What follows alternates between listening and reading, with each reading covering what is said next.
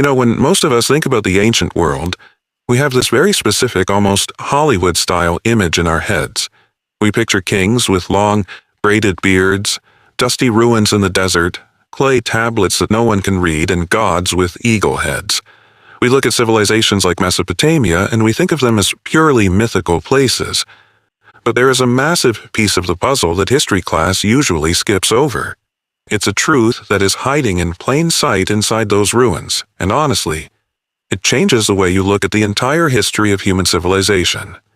We tend to think that things like Wall Street, central banks, corporate accounting, and even the concept of the economy are modern inventions. But they aren't. Long before the first stock market bell rang, and thousands of years before the first dollar was printed, there were the temples. And for nearly 2,000 years, the gods of Mesopotamia didn't just listen to prayers, they ran the first real financial system in human history. Today, we are going to explore where money and power actually came from. If you've ever wondered how we ended up with a world run by interest rates, wages, and contracts, you don't need to look at modern Europe. You need to go back to the cradle of civilization, between the Tigris and Euphrates rivers, to see how the temple economy started it all. Here is the thing that is hard for us to wrap our heads around today. We are used to separating church and state, or religion and finance. We pray in one building and we deposit checks in another. But in early cities like Uruk or Babylon, that boundary didn't exist. It was invisible. The temple wasn't just a quiet place for spiritual reflection, it was a beast. It was the central bank, the landlord, the biggest employer, the courthouse, and the tax office all rolled into one massive complex. Think of it this way. The gods were the board of directors, and the priests were the CEOs and financial administrators.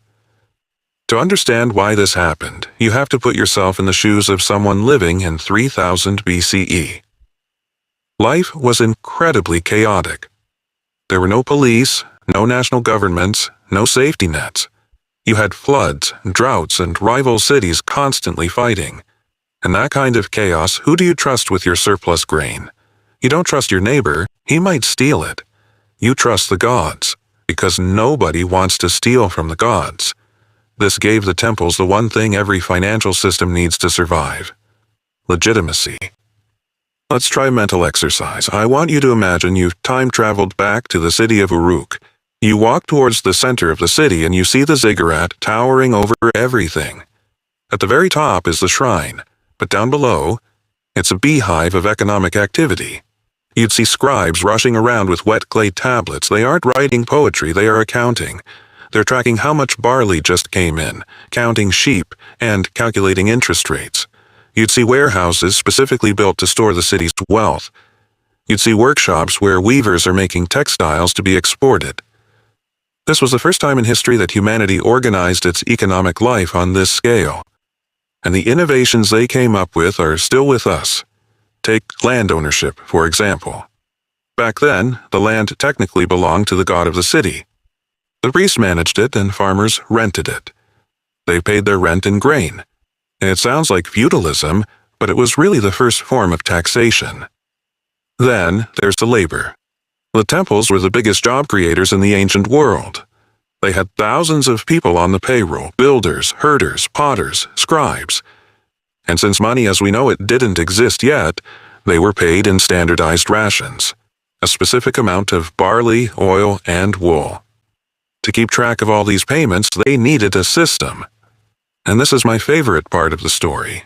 Writing wasn't invented to tell epic stories like Gilgamesh. It was invented for spreadsheets. The earliest writing we have is basically receipts. It's dry, boring accounting. Civilization wasn't built on myths, it was built on the back of an accountant trying to balance the books. But the temples didn't stop at just managing wages. They essentially became banks. Let's say you're a merchant and you want to trade with a faraway city. You need capital. Who do you go to? You go to the temple. They would lend you grain or silver, and yes, they charged interest. If the idea of paying interest to a god sounds scary, well, that was the point. It ensured you paid it back. By the mid-3rd millennium, these temples were essentially massive corporations. They funded long-distance trade, they built irrigation canals, and they managed disaster relief during famines. But, as we know from history, power never stays in one place for long. Systems that work too well eventually attract sharks. In this case, the sharks were the kings. See, originally, kings were just military leaders. But as they looked at the massive wealth sitting in the temple vaults, they got jealous. They realized that if they wanted real power, they couldn't just lead armies. They had to control the economy. Around 2350 BCE, a ruler named Sargon of Akkad came onto the scene and basically said, "I'm taking this over." He started transferring that temple wealth into the palace. This created a fascinating tension between the religious leaders and the political leaders, a struggle that honestly continues in different forms today. Kings needed the temples because the temples had the administration and the trust of the people, but the kings wanted the revenue. This tug-of-war led to something incredible, called the Clean Slate Decrees. This is a concept we've totally lost today, but it's fascinating. In ancient Mesopotamia, if debt got too high and too many normal people were falling into poverty or slavery because they couldn't pay back their loans to the temple, the king would step in. He would issue a decree that literally wiped the slate clean. All debts canceled. Everyone starts over. He didn't do this because he was a nice guy. He did it because if all his citizens were debt slaves, he had no one to fight in his army and no one to pay taxes. It was a bailout. But unlike 2008 where we bailed out the banks, they bailed out the people to save the system. So, as we wrap this up, why does any of this matter to us sitting here with our smartphones and credit cards?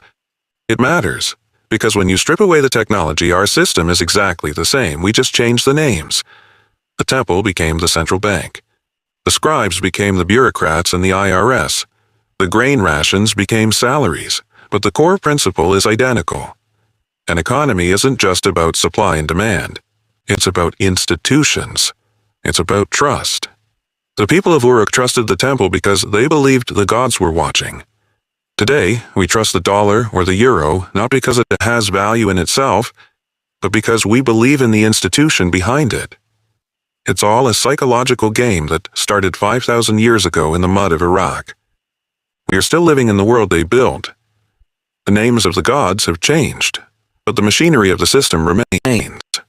It's a reminder that money has always been about power, belief, and administration. If you found this look into the deep history of money interesting, make sure to subscribe. We're going to keep digging up the stories that history class forgot to tell you. Thanks for watching.